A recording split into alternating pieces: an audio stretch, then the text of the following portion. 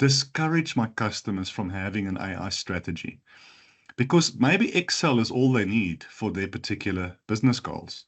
Have a business strategy that may or may not include technology.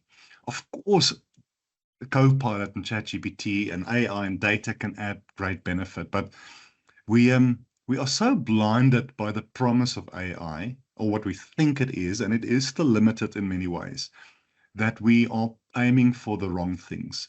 I think organizations don't know what data they have. They almost, and it's also it's a human thing. Like if I'm the head of HR and you're the CEO and you say, give me an indication of all the data you have on our staff, knowing that I don't know what's happening, I will resist it and try and avoid it.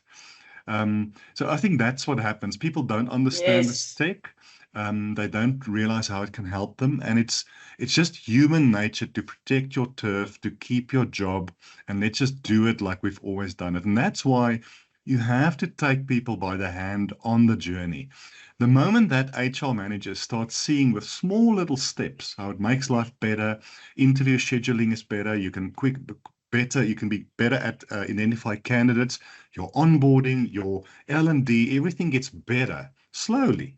They'll get excited.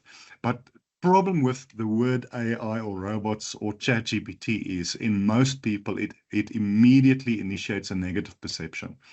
That's where the human and the human behavior comes in again. This is a human conversation. It's not a data or AI conversation primarily, I think.